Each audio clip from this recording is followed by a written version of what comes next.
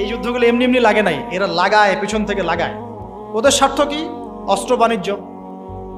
কি বাণিজ্য? অস্ত্র বাণিজ্য। ওরা যুদ্ধ বাঁধিয়ে রাখবে, জিয়ে রাখবে, যাতে করে অস্ত্র ব্যবসা করা যায়।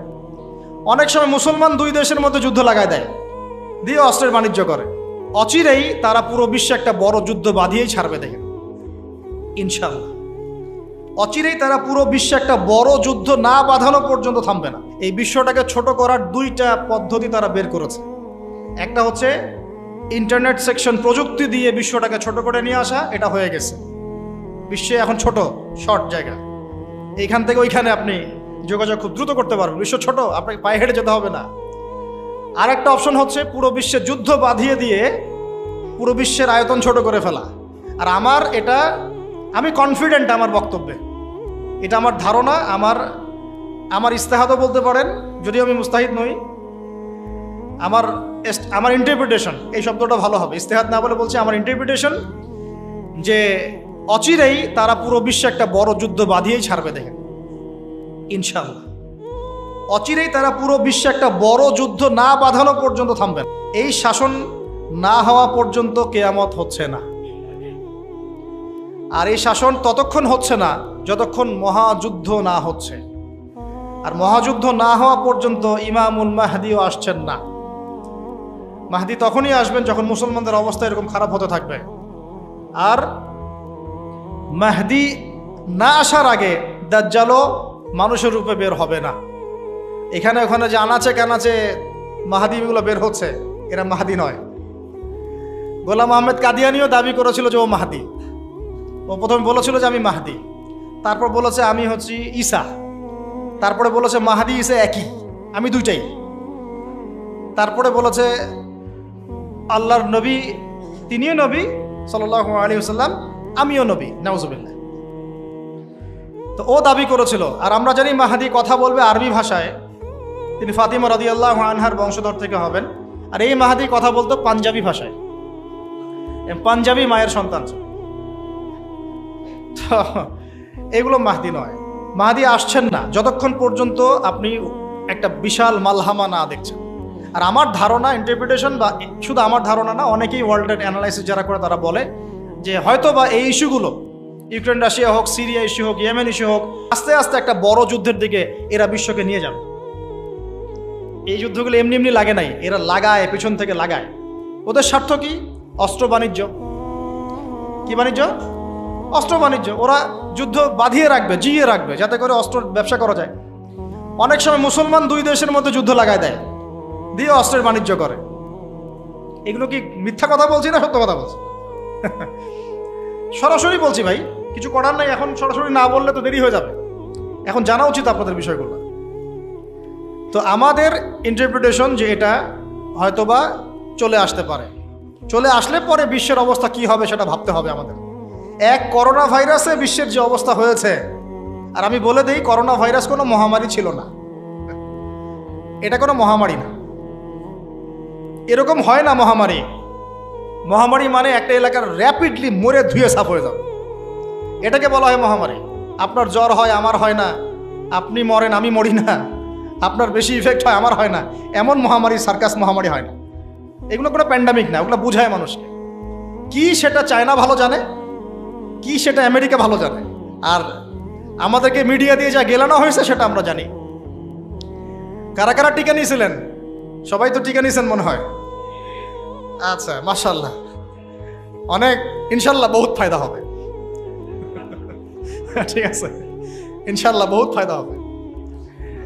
আচ্ছা, তারপরে আসেন, শেষ করে দেই ভাই, পরে আমরা কিছু কোশ্চেন অ্যান্সার নিবনি।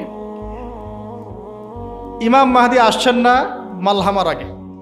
ইমাম মাহদি না আসলে দাজ্জাল বের হচ্ছেন না। আমাকে একটা খালি প্রশ্নের উত্তর দেন দেখি, কি বুঝলেন? দাজ্জাল কি একা একা ওয়ার্ল্ডটাকে শাসন করবে? যে আমি বের হইলাম, এই সবাই আমার আনুগত্য করে, এমন হবে বিষয়ে? এমন হয় কখনো? তার অনুসারী লাগে না, ওরা ওর বিরুদ্ধে যাবে না। তাহলে এরা সবাই একই সূত্রে গাথা, এরা আলাদা কেউ না, এরা সবাই একই। চাচাতো ভাই, মামাতো ভাই, খালাতো ভাই, এরা সবাই কাজিন সিস্টার। আর আমাদের মুসলিম রাষ্ট্র মাশাআল্লাহ 57টা। আমাদের বক্তব্য এই পর্যন্তই। আমরা তীব্র নিন্দা জানাই। আমরা এই ঘটনার তীব্র নিন্দা জানাই। ব্যাস, দ্যাটস অল। এর চেয়ে বেশি কিছু বলারও নাই। আমরা হাসছি, বাট আমাদের কাঁদা উচিত। মুসলিম রাষ্ট্রগুলোর মধ্যে পারমাণবিক বোমা নাই? নাই? আরব রাষ্ট্রগুলোকে অস্ত্র শূন্য করে দেওয়া হয়েছে, নিজেরা অস্ত্র প্রডিউস করতে পারে না। এরা তেল দেয়, তেল দিয়ে কিছু ডলার পায়, ওই ডলার দিয়ে আবার ওর কাছেই অস্ত্র কিনে। আপনারা একটু বোঝার চেষ্টা করেন। যখন আমরা এগুলো পড়ছিলাম ইউনিভার্সিটিতে, তখন এগুলো বুঝতাম না। ইউনিভার্সিটিতে আমরা এগুলো ঝরঝরা করে মুখস্থ করেছি, বিশ্বাস করেন। এই যে ওদের অ্যালায়েন্স, পলিটিক্যাল অ্যাফেয়ার্স, এইটা ওইটা, এগুলো মুখস্থ আমাদের, কোনটা কোন সাল কি ছিল, এখনই বরং ভুলে গেছে।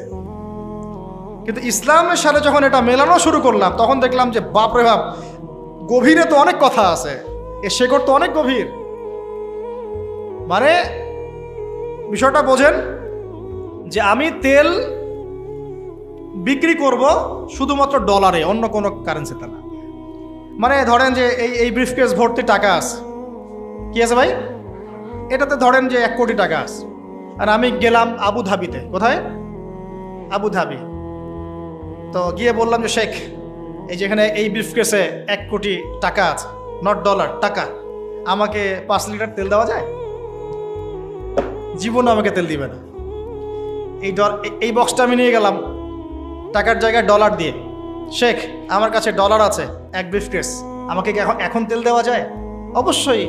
কুল্লু খালাস, আসেন। অবশ্যই, ইয়া হাবিবি কুল্লু খালাস, আসেন তেল নিয়ে যান। আনছে হাবিবি বলবে তখন, আসেন তেল নিয়ে যান। এই যে শুধুমাত্র ডলার দিয়ে তেল কেনা বেচা করার চুক্তি, এর নাম হলো পেট্রো ডলার মনিটরি সিস্টেম। আপনি ডলার ছাড়া অন্য কোনো কিছুতে তেল কিনতে পারবেন না। গাদ্দাফি চেষ্টা করেছিল, মেরে দেওয়া হয়েছে, ঠিক আছে। তারপরে আরো অনেক কান্ট্রি, সাদ্দাম হুসাইন ট্রাই করার চেষ্টা করেছিল, মেরে দেওয়া হয়েছে। এই চায়না, রাশিয়া এখন চেষ্টা করছে যে আমরা অন্য কারেন্সিতে তেল কেনা বেচা করব। ইরান মাঝখানে চেষ্টা করেছে আমরা সোনাতে তেল কেনা বেচা করবো, সোনা দিয়ে। ওই জন্য দেখেন ইরানের সাথে অলওয়েজ লেগে আছে, অলওয়েজ একটা ফিকশন লেগে আছে। এখন কথা হচ্ছে এই যে কেনা বেচাটা জায়েজ না না জায়েজ, বলেন দেখি। এটাও ভাইদের কাছে ফতোয়া নিয়েন। এতে করে কি হলো, ডলার হয়ে গেল সুপিরিয়র কারেন্সি, ও আধিপত্য বেড়ে গেল, আধিপত্য বেড়ে গেল। যদি আমরা টাকা দিয়ে তেল কেনা বেচা করতে পারতাম, তখন আমার টাকার মান থাকতো বেশি, ওদের মান থাকতো কম। তখন ডলারকে কেন্দ্র করে সব টাকা পয়সার মান নির্ধারণ করা শুরু হলো। কথা বুঝতে পারছেন? এই চুক্তিটা করেছে আরবরা। কারা করেছে? আরবের গলফ কান্ট্রিরা। এর পিছনে একটা ঘটনা আছে। বাদশাহ ফয়সাল রাহিমাহুল্লাহ তিনি তেল বয়কট করেছিলেন, তারপরে হেনরি কিসিঞ্জার এসে এই চুক্তি করেছিল। এটা অনেক আগের কথা, এটা চতুর্থ যুদ্ধের কথা, 1973 সালের দিকের কথা। এখন এই তেলের উপর নিয়ন্ত্রণ তারা নিয়ে নিল ডলার দিয়ে। যেটা বলতে চাচ্ছি শুনে বুঝেন, আমি ডলার দিলাম আপনাকে। আপনার নাম কি ভাই? আপনার নাম কি? হ্যাঁ, সাকিব আল হাসান ভাইকে আপনি খেলা বাদ দিয়ে এখানে কি করছেন? আচ্ছা, সাকিব ভাইকে আমি ডলার দিলাম এক ব্রিফকেস, এবং তিনি তেলের মালিক মনে করেন। এখন ভাই আমাকে তেল দিলেন, তা আমি তেল মাশাআল্লাহ আমার দেশে নিয়ে গিয়ে বাংকার আছে, বাংকার, ওই বাংকারের নিচে তেল ঢুকে রিজার্ভ করে রেখে দিলাম, যাতে ভবিষ্যতে এটা কাজে লাগে। কারণ তেল ছাড়া তো বিশ্ব অচল। আপনি তেল ছাড়া এই বিশ্বে কিচ্ছু চালাতে পারবেন না। পারবেন? কিচ্ছু চালাতে পারবেন না, পুরোই অচল।